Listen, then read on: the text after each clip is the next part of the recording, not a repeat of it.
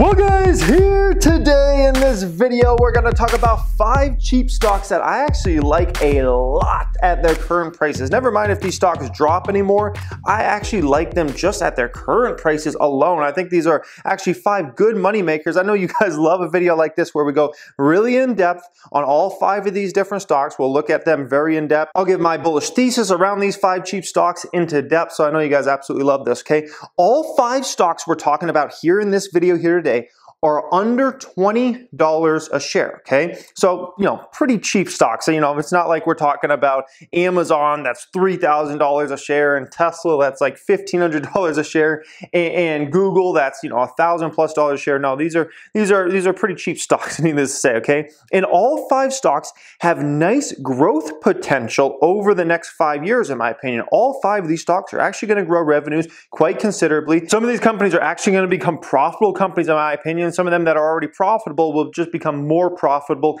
over the course of the next 5 years. So I love these. And by the way, one of these stocks is actually under $5 a share, okay? So we'll go in depth on all 5 of these stocks, and I hope you guys enjoy this. As always, make sure you smash thumbs up if you love a video like this. I can do more of these type of videos in the future, so that lets me know that. And just so you guys know, link down there in the description, the second link down there is going to be to a video that essentially shows you exactly how I use my system to make over $100,000 on just one stock. So if you want to check out that video when this one's over, second link in the description down there, okay? Stock number 1 of 5 of these cheap stocks is a stock named Upwork. Ticker symbol on this one is UPWK. Right now it's a $13 and some change stock as of today. And this one I really like quite a bit. Let's put it that way, okay? If you've never heard of Upwork, essentially they're capitalizing on the freelance economy. So imagine you have a business and imagine you don't have the ability to hire a full-time worker to do, some sort of task, but you need something done out there. You can actually hire a freelancer on Upwork.com. And this is a website in which you can see how much that person charges. You can see reviews, you can see ratings for that individual, all those sorts of things, which are extremely helpful if you're hiring out for a project or something like that. Like I said, a lot of businesses don't have the funds or just don't really need to hire a full-time employee to do a task that they just need done, once a year or once every couple years or something like that. So Upwork is phenomenal for the freelance economy. And you think about with everything that's going on in the overall economic landscape with Rona, more and more companies working remotely, right? That we're moving more and more toward this freelance economy that ultimately benefits a company like Upwork in a massive, massive way. And guess who's the biggest player in this space in the world when it comes to freelance economy?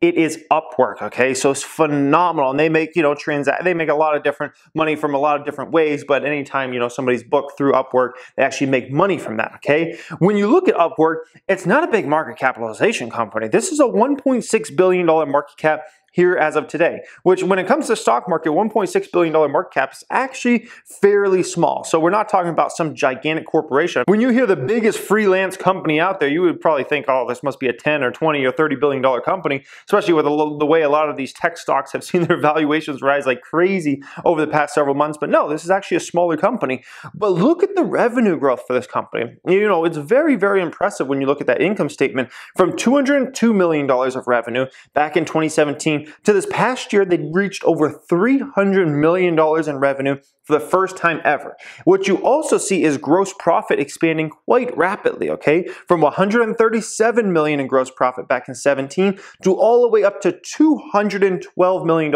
in gross profit this past year. So what we can decipher from those numbers are revenues growing, quite rapidly, gross profits growing quite rapidly as well. Very impressive, okay? Now, where you'll get to some troubling numbers is you're going to see selling, general, and administrative have gone up so much. Why is this, okay? Because Upwork realizes they're going after a massive opportunity. They want to make sure they win this market. And as long as they win this market over the next 5-10 years, this company's valuation, revenues, profits, everything is going to expand quite rapidly. So they're funneling literally every dime they can possibly funnel back into the business right now and it's hurting the bottom line, because the bottom line, they are losing money. They lost $16 million on the bottom line last year.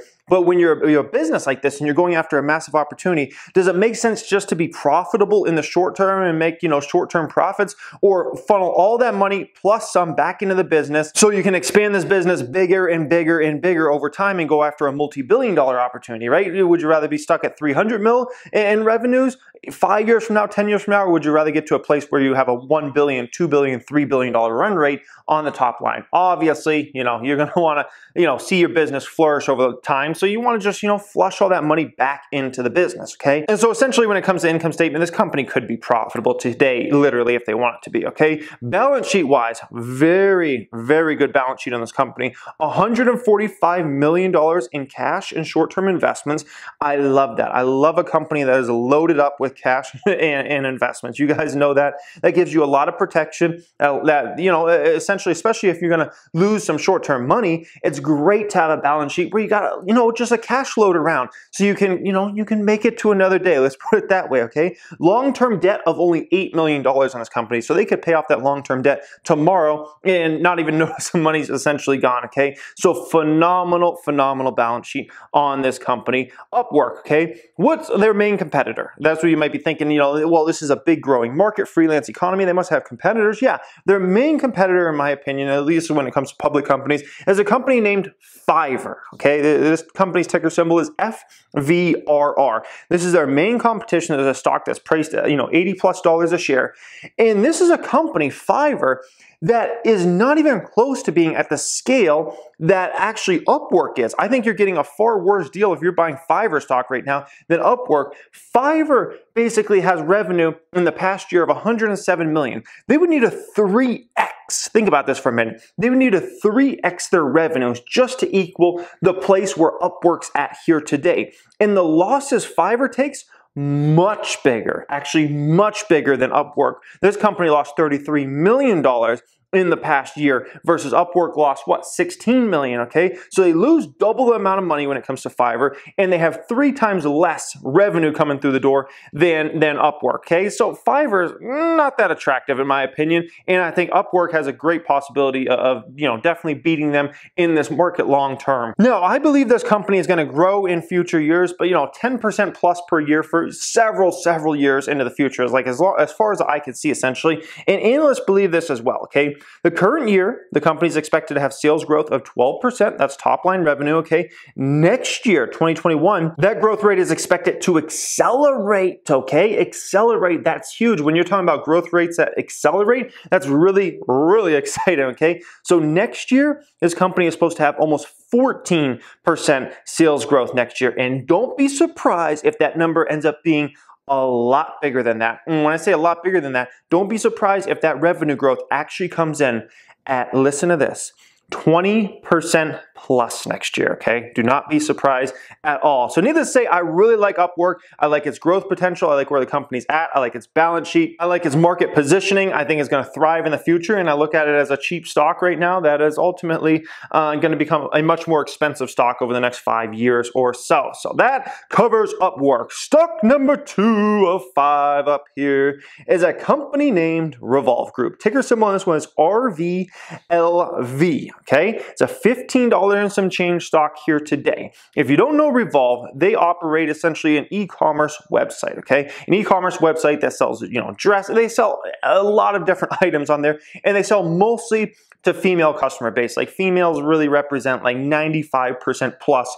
of their revenues right now. And I realize 85 to 90% of the people that watch my channel are males. So a lot of you guys probably won't know Revolve that well, except for when you follow all those different Instagram influencers, and they're always tagging Revolve in there, okay? And that's how this company has built an enormous customer base, is actually understanding the attention is really around using influencers in today's today's day and age, and you actually, pay the influencer, to advertise your product on their post, and that post gets 50,000 likes and 100,000 likes, and people actually can click on it and things like that. And they've done an amazing job. Think about all the other competitors at department stores. They're so old school in their thinking. They're like, oh, we're going to advertise on television, stuff like that. It's like, that's so old school. That might have worked in the 80s and 90s, but we're in 2020, okay? You use influencers to advertise your product. It's way underpriced. You get way more bang for your buck, okay? Somebody in the Discord chat actually posted this the other day, and it was essentially a video showing that right through, I believe it was FB or I think it was actually IG they were on, you can actually click on the picture, go right to the products that person had posted on IG, on those photos, and actually buy directly through IG going through Revolve. That's absolutely amazing technology. This company is just so up and up on everything that's going on new age and all these different new age changes that are going on and everything like that. It's just a company that's on the forefront. They just understand this stuff and how to move fast. So much better than the old school department model of JCPenney's and Macy's and all the, the old school companies that, used to make a lot of money from physical retail. Revolve is so new age. These guys, they make changes in snaps of a finger, okay? Now, Rona obviously is hurting their business. I mean, it's almost hurting every single business in the world, right? And obviously, Rona this year is hurting their business. So they're expected to see revenue decline of a little over 7% in this current year. However, okay, this is a massive growth company. Next year, 2021, this company is expected to grow 22%, okay? Expected to have very strong growth. And this is another one of those companies that I can see growing revenues, double digits each and every year for literally as far as the eye can see, meaning they're growing top line 10% plus year in, year out. And with so many of these physical retailers, right, that sell clothing items going out of business right now and will continue to over the next year or two, think about that. That's just a massive market opportunity for these companies because, folks might have shopped at, this retailer or that retailer, and then all of a sudden it's like, oh, we can't shop there anymore, so where do we go? Oh, we go online. Maybe we go and we shop at Revolve. So this company should be in massive growth mode for a long, long time to come, okay? The company right now has a market capitalization of only $1.1 billion. It's another one that is a smaller market cap company, especially when you're talking about the stock market and, where some of these companies can be at tens of billions or hundreds of billions of dollars market cap. Heck, there's some reaching $1 trillion plus nowadays, right? But look at how much the valuation has come down just over the past, few quarters, okay? This company used to be priced at a $2.36 billion market cap. Right now, you're paying $1 billion or so for this company. So it's come down considerably. It's a much, much better deal than if you were buying it a few quarters ago. Let's just put it that way. The thing that's tricking people right now is a forward P looks super high, right? Well, super high is also a relative term. I mean, look at Shopify. They're trading at a 10,000 forward P, okay? But Revolve's trading at 112 right now. So people are looking at that and like, oh man, that's really high. Well, what they're being tricked by essentially is the fact that Rona's messing up the business short term. That's going to subside as we go throughout 2021. Profitability will return for this company and probably in a bigger way than we've ever seen for this company. And so the forward P metrics you should really be looking at, in my opinion, were what they were trading at a few quarters ago. I think really, if you're going out 2 quarters plus and you're looking at a forward P based upon 2021 numbers, I think we're really more in the 15 to 20 range on this stock as of right now versus 112, which is what you just look for in Yahoo Finance. And that's why you really got to think about, these type of growth stocks differently than just looking at it as simple as, well, they're going to make this over the next quarter, this over the next quarter. You really got to be looking at 2021. What's this company going to likely make 2022? And you'll start to realize, oh, this deal, this stock's quite a deal right now, okay? It's quite a steal. Let's put it that way, okay? Phenomenal balance sheet, okay? So we covered, income statement, great growth expected in the future, a management team that is so up on new age changes and just they move so much faster than anybody else. And the balance sheet's phenomenal. $103 million just sitting around in cash. Remember, this isn't a big company. What, a $1 billion market cap? 103 mil. We're talking about 10% of their market capitalization is just in cash and cash equivalents, right?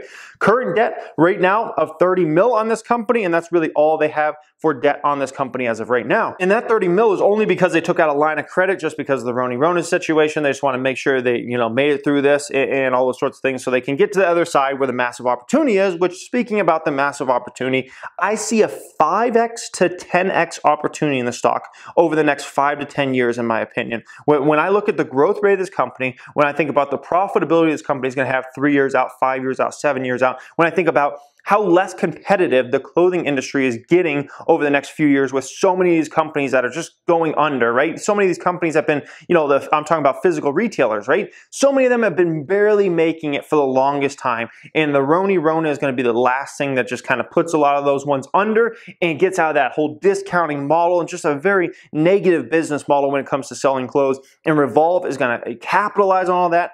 5 to 10x opportunity, in my opinion. This is, one of the few stocks I hold that I feel like has a true 5x to 10x opportunity, and I really feel like that with Revolve. It's a $1 billion market cap. I could easily see this company getting to a $5 billion plus market cap over the next 5 to 10 years, as long as they continue to execute. And from what we've seen with this management team and how fast they move and how, they're just up on all the new age changes, social media, understanding how to use influencers, like this is a company that is primed for prime time. And I think, in another 5 or 10 years, I think this won't be some little small company that only few people know about. I think this will be a massive brand that, massive amounts of people shop on. Let's just put it that way. And so I definitely love the Revolve, okay? Stock number 3 of 5 up here is the Cheesecake Factory. So this one's technically just barely over $20.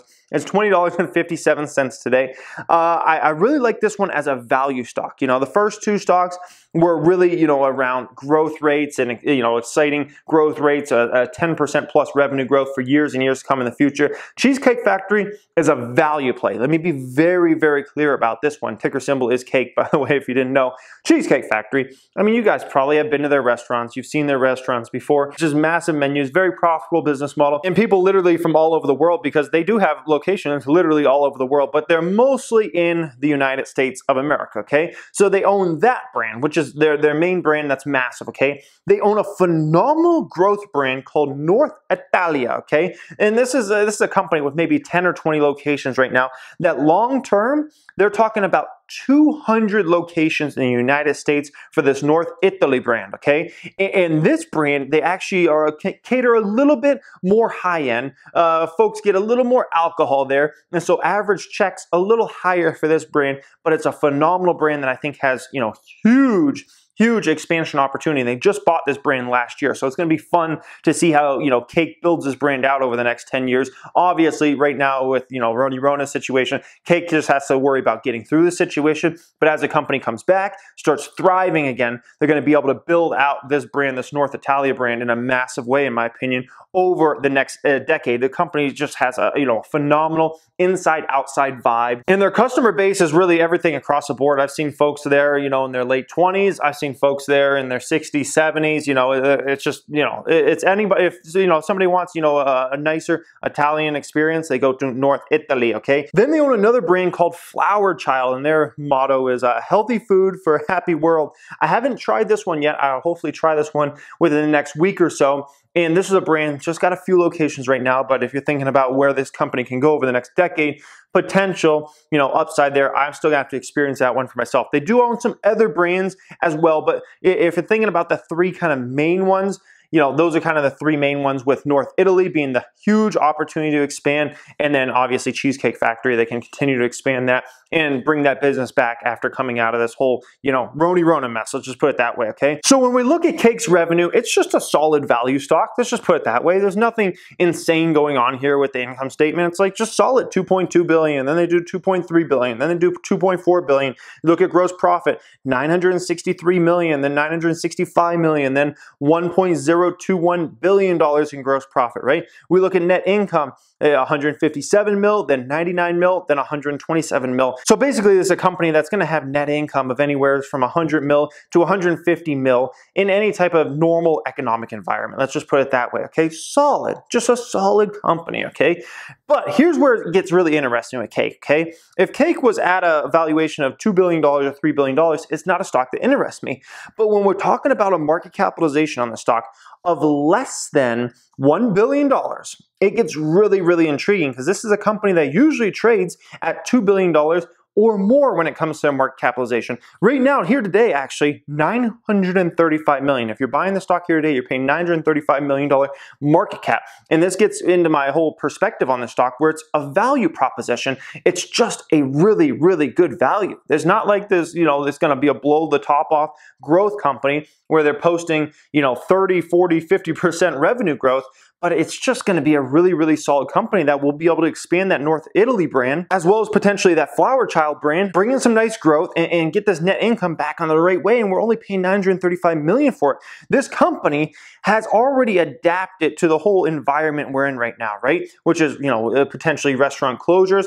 To-go food is a big thing at Cheesecake Factory. They actually have, several spots in their parking lots dedicated just to folks that drive up and literally just, call a number and people, bring out the food to them. This is something they were already prepped for before this, okay? Then they're also prepped for delivery, okay? They have a deal with DoorDash right now and expect more deals to potentially be coming in the future when it comes to Cheesecake Factory. So, people that just want to go on an app, order the food and have it delivered to their house is another big opportunity for the Cheesecake Factory. And you think about this, right?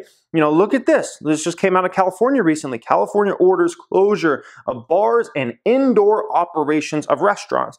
Obviously, that's a negative for Cheesecake Factory, but I can tell you it's much less of a negative for Cheesecake Factory than it is for a lot of these other restaurants that aren't really ready for delivery, to-go food, things like that, okay? The restaurant industry is going to go from the most competitive ever, which the last couple of years the restaurant industry has been the most competitive it's ever been. Wages have been going up. There's been so many restaurants and quick serve places that have opened over the last 5 or 10 years, and a lot of them barely make it, okay? It's not like a lot of these places are making money hand over fist. So it's going to go from an environment, in my opinion, where we've got the most competitive to the least competitive. From 2021 to 2023, I think the restaurant industry is going to be the least competitive.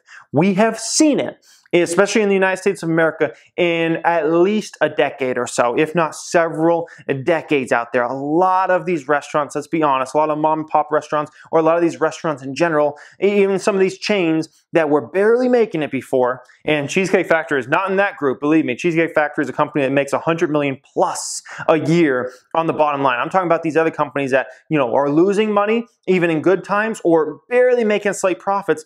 A lot of them are going to be going under. Look at this, okay? Let me read you this off here. The NYC Hospitality Alliance recently found 80% of the city's restaurants did not pay full rent in June. Back in Los Angeles, Ty decided to close her Koreatown restaurant for now. The landlord for the spot has forgiven her rent for the time being. Her Silver Lake restaurant is still open for delivery and takeout. She said her landlord won't negotiate that rent. She's had to lay off 60 people. She still can't break even on the amount of business she is getting. She says, quote, "There's just not enough. So what are we going to do? We're just going to wait until we get kicked out, I guess." And unfortunately, that's the truth for massive amounts of restaurants right now, okay? A lot of these quick serve restaurants and restaurants in general, they're just not going to be able to make it in this whole deal. A lot of them have already closed shop, and expect over the next 6 to 12 months, a lot more of these companies, just unfortunately, they're just not going to make it, and they're going to end up going under, okay? They're not like in a position like Cheesecake Factory is, where Cheesecake Factory just raised $200 million on April 20th, okay? $200 million. These other little restaurant chains, or even the mom and pop places that barely make it as it was, they don't have access to capital like that. They can't just get $200 million in their bank accounts. It's completely unrealistic. So which means you're going to see a lot of restaurants go under over the next 6 to 12 months. And what ends up happening in a situation like this is the strong get stronger, okay? The strong get stronger. The big guys like a Cheesecake Factory will get even stronger in this whole scenario. They'll come out of this stronger than they've ever been before, and the weak get weaker. So a lot of these restaurant chains and a lot of these restaurant owners that were, just kind of barely making it and whatnot, and weren't really focused on how to grow the business and, how to operate in the new age with delivery and to-go food and things like that, a lot of those folks just won't make it. They'll get even weaker, and the strong get even stronger, and I think Cake Cheesecake will be one of the strong that get even stronger in the restaurant industry as we come out of this whole situation. So when it comes to Cheesecake Factory, I don't think there's massive upside here for the company, but I do think, a 2x opportunity over the next 2 to 3 years is pretty realistic in the stock. I can definitely see it going to $40, within the next 2 to 3 years. Business will start coming back somewhat in 2021, and I think business will really start to pick up in 2022 and 2023 once Rona is, a long distant event. And so for me to see the stock at $40 plus, basically in 2 or 3 years, I think it is very realistic. The stock, if you go back to 2017, this used to be a $60 plus stock, okay? I can definitely see it going back to 60 plus. I think it's going to take longer to get there, though. I'll be completely honest with you. I think we're looking more at about 5 years from now. I think not only will the company have to get back to big profitability again, 100 mil plus on net income, but I think they'll have to get to a place where they're expanding that North Italy chain from a place where, they have a 10 to 20 to all of a sudden 50 locations, then 75 locations, then 100 locations. I think once that really starts ramping, that revenue growth, the comp store sales come back, and then you add on the profitability, that's when it becomes a game changer for the stock, and that's when this stock could, potentially reach $60 plus again. But like I said, I think that will take about 5 years. On to stock 4 of 5 up here. This one is real. It is the real, okay? Ticker symbol on this one, REAL, the real, okay? This is a $12 stock here today, stock number 4 of 5. So if you don't know the real, this is a company that essentially is a marketplace for folks that own some high-end products out there but want to go ahead and resell them because maybe they have too many purses and too many pairs of shoes, and so they'd rather, get some income from that either because they have to or because they want to, and so they go ahead and can sell on something like the real, which is way better than selling on something like eBay when it comes to high-dollar items, a Gucci bag or, some clothing item from Valentino or a Louis Vuitton bag or some Christian Louboutin heels, Prada, Stella McCarthy, like all these different brands, right, that are very high-end brands. You don't really buy something like that off eBay because who knows, it could just be a Chinese fake or something like that. The real actually has people that actually look at these products, especially anything that's on the higher end brand names, anything that's priced like $1,000 plus. They actually have people that look at them, inspect them, and actually make sure they're real, okay? And I think that's really big from a buyer sentiment versus buying on something like eBay or some of these other marketplaces, including my wife. She loves a good bargain, she loves a good deal. She doesn't want to pay full price for some Christian Louboutin heels or whatever, the red bottoms. And so what does she do? She actually buys them off real. And, she likes to do that. She saves herself money, and it's good all around. So think about it this way, okay? If you want a high-end brand, a Louis Vuitton or any of these other brands, Gucci, Prada, whatever, okay? You buy from the real. So think about it this way. It's way better for the environment, right? Rather than, somebody just always buying new. It's good that these bags or clothing items or shoes, high heels, dresses, whatever, it's much better. They're sold to somebody else who will actually use them rather than just stored in a closet. I mean, we all know, a lot of people that have money will have 50, 100 pairs of high heels and, handbags galore. And it's like, well, that's not really the best thing for the environment. It'd be much better if they had 5 or 10 of those and they resold the other ones to people who would actually use them, right? It's much better for the environment overall rather than making new constantly, right? It's better for your pocket if you're a buyer out there, right? You can get sometimes, 50% discount on something that's lightly used versus buying it, brand new. It probably doesn't look that much different. You buy it brand new and you might pay a 50% premium. So you could buy 2 things that are used on there rather than just buy one thing, right? Better for your pocket, or just buy one thing and you just saved yourself a bunch of money, right? It's better for sellers. Think about it. If you're somebody that needs money, or you're just looking at your closet and you're like, I got too many fancy dresses, I need to sell one of these dresses, it's much better for sellers. They can go ahead and sell on there. It's so much easier than dealing with something like eBay. I mean, it's like night and day, okay? If you're coming from a seller perspective, much better for buyers, like we already spoke about, than buying off something like eBay. The protection you have from the real is at a much, much higher level when it comes to these high-end items, okay? And ultimately, when all those things are produced, it's better for the real, right? It's much better for their business overall, okay? Now, Julie Wainwright, she's the one that runs this company. I've watched several interviews with her now, and I gotta say, she's a cool lady, man. She's like that fun aunt at the party, like just gets the party going and is talking to everybody and has got a glass of wine in her hand. She's a cool lady, let's just put it that way, but she's done a really good job growing this company, taking it public. Look at the revenue growth over the last several years for this company. It's been amazing. From 137 mil back in 2017 to 318 mil in 2019. Look at the gross profit from 87 mil back in 17 to over $200 million gross profit this past year. Now, the business has expanded operating expenses enormously. Why is this? Well, the company went public, that was probably about a year or two ago now. And so they wanted to show, unbelievable growth. Plus they understand, they just want to be the brand name when it comes to if you're thinking about buying a luxury item that's, previously used, they want to be the brand name for that. So they're trying to capitalize on this massive opportunity. They're spending like crazy on the business, and it has produced a company massive losses, okay? Massive losses. Look at the loss they took in the past year. $100 million. Absolutely massive losses. No doubt about that. So amazing revenue growth, but amazing big losses too, okay? However, in my opinion, 2021 is the year this starts reversing, okay? And the losses get less and less and less over the next couple of years, and this company will be able to get to a place where they're profitable, in my opinion, okay? The company also has $300 million in cash sitting on the balance sheet right now, which is a phenomenal number for a company the size of RealReal, which is a very small market cap company, okay?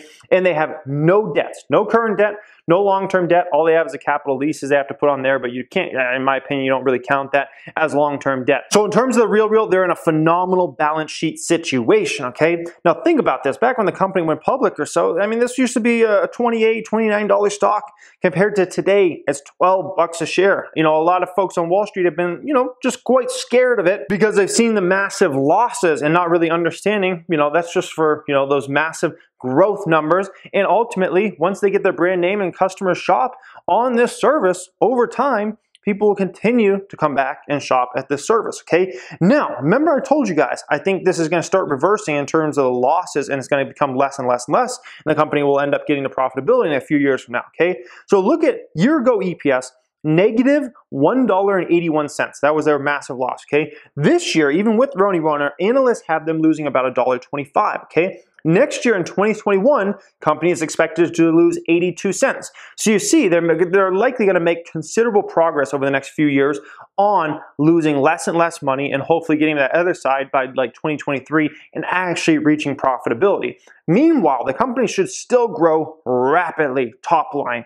This is a company that is expected in 2021 to grow revenues by a whopping 43%, guys. 43%, okay? We're talking about, oh, holy smokers, this ain't no jokers type growth rate, okay? 43% is no jokers, okay? Look at this comment. I'm just going to leave it off here with this one, okay? That's true. That comment is true, okay? And so when we look at the market capitalization of this company, it's $1 billion market cap, and I would kind of put this as a wild card stock.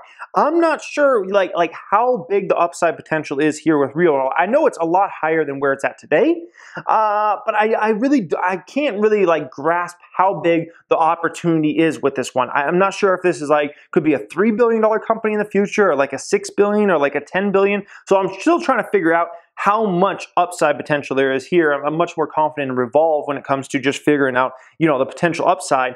But at the end of the day, when it comes to this company, they should grow a lot more than where they're at. And the other thing with the RealReal, I think it's a perfect buyout candidate, meaning I think this company could end up getting sold to a big tech company eventually. I just think it's perfect for that, especially since they're losing money and they're really chasing a big opportunity there. Something like Amazon. Amazon's made several of these deals in the past with their $1.5 trillion market cap. Amazon could buy this tomorrow and not even know the money's gone, okay? Let's just put it that way. And the price would obviously, get a big spike off that. Remember when they bought Zappos back in 2009, you know, I could definitely see them potentially buying out something like the RealReal. And if we're thinking about another big tech company that could potentially be interested in buying something like the RealReal, it could be a company that I own, the FB, right? The FB, with all their integration and shopping and them trying to expand the shopping category over time, could make sense to buy out RealReal and then go ahead and, you know, very flawlessly kind of integrate that into the product. So, you know, who knows? I think a big tech company could be potentially interested in this. Look at the FB. I mean, the FB has $60 billion in cash and cash equivalents. They could buy this company tomorrow and not even notice some money's gone. So RealReal, I think it has some pretty good opportunity over the next 5 to 10 years, okay? Stock number 5 of 5 up here. I promised you guys a stock under $5. So I did indeed do that. And this is actually a stock that's under $2 here today. It is the Planet 13, ticker symbol PLNHF on this particular one. I'm not going to go into a big presentation on this stock because literally just yesterday I talked about this stock on Financial Education 2. So if you want, go to Financial Education 2 on YouTube and go ahead and watch that video here. The video says I just bought 8,500 shares. That goes into my bullish thesis around that stock, some breaking news that happened around that stock that I really like, and things like that, okay? So anyways, I hope you guys enjoyed today's video. As always, make sure you smash that thumbs up button. I can do more of these type of videos in the future. And check out the second link in the description down there that goes into how I made $100,000+ on just one stock using my system. Thank you for watching and have a great day.